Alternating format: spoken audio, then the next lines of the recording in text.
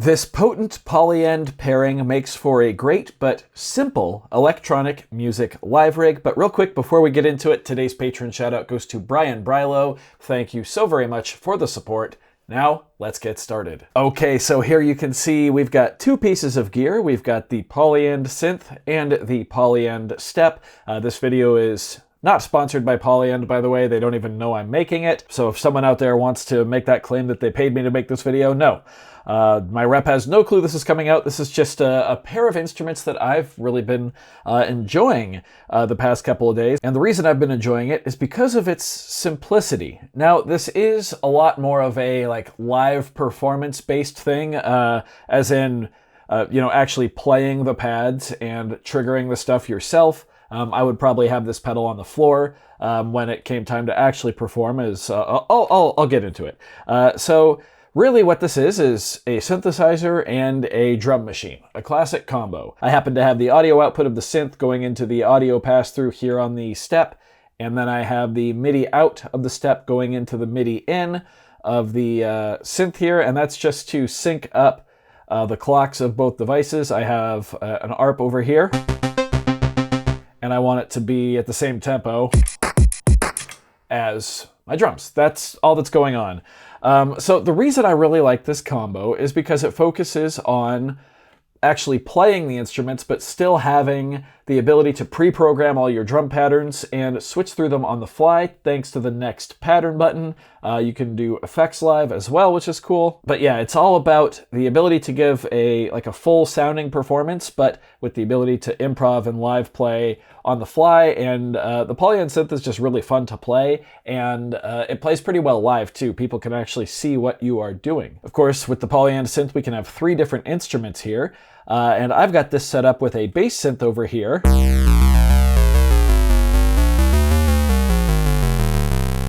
And you can see it's just these 2 columns here. Then in the middle, I've got my chiptune lead.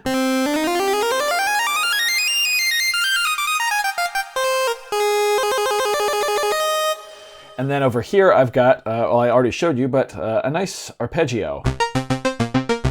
That is not inherently a chiptune type sound, but I just really liked how it sounded with everything else. That's pretty much it. So I came up with a little bass line, which was, I'll play it over the ARP here.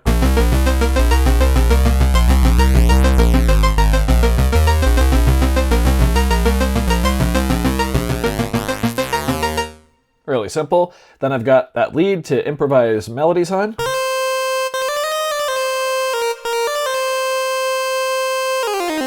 The ARP is doing its thing, and then we have the drums. So since I did my initial video, I've actually spent quite a bit more time with the Polyend Step, and I now actually know how to use it. And I've got some chiptune sounds, and then a kick drum that I believe is from the, I want to say the D&B pack, the set that's on here, set of sounds, but that's our kick, that's our snare, we've got that hi-hat, and then we've got this sound here, which I want to say is from the Garage set of sounds, but it sounds really nice with some reverb on it.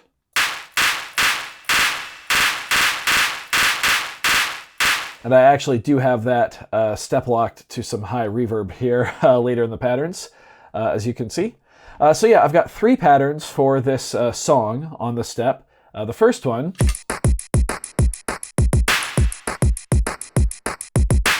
pretty basic. The second one,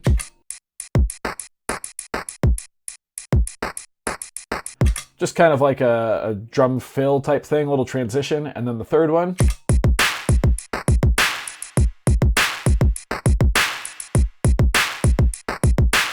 that's pretty much it. They're real simple. I can toggle through them with the next pattern button, and it's really easy. I've got effects on the first one,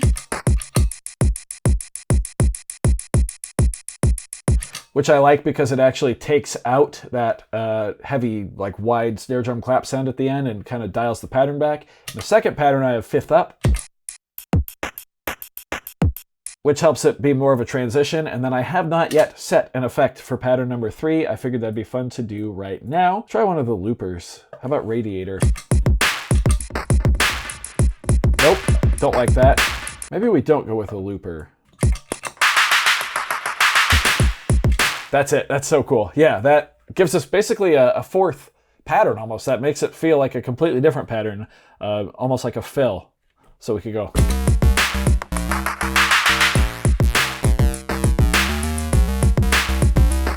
Yeah, now obviously these patterns aren't like fully built up or anything like that. This was just me messing around. I've got 13 more pattern slots I could work with, and I could go in and individually, you know, step lock parameters for all the steps and get stuff really crazy on there. But I just want to show kind of the simplicity of what's going on here because, well, like my live rig journey, if you've been following that, it's gotten fairly complex at certain points. I've been trying to dial it back, but this is just like a whole new level for me of just, you know, I've got my drums, I've got my synths. I can change each of these synths easily. I can go in and I can change the layout of how they act. Which is really cool. I can do that super easily. All my parameters are here. Everything's just right here.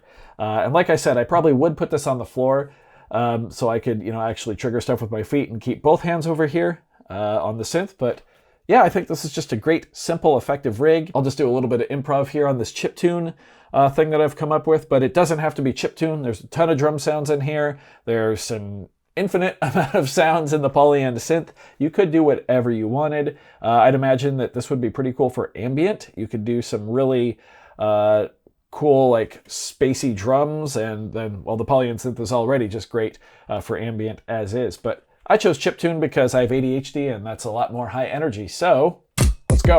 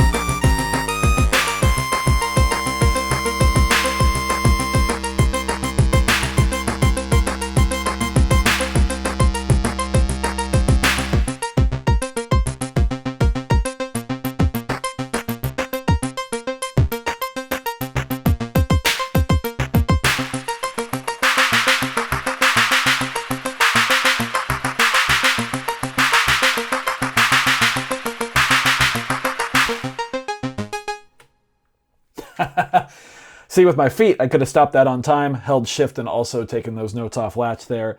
But yeah, that was just improv out of nowhere. And of course, it wasn't anything great. I really need to work on improvising melodies while keeping the bass line going. But that's another thing I like about this, is you actually have to practice. You actually have to practice playing, not just knob turning and programming. You actually need to practice the physical playing of the notes between the different instruments, and then the coordination between the hands and the hands over here, or of course the hands and your feet if you have this down as a pedal.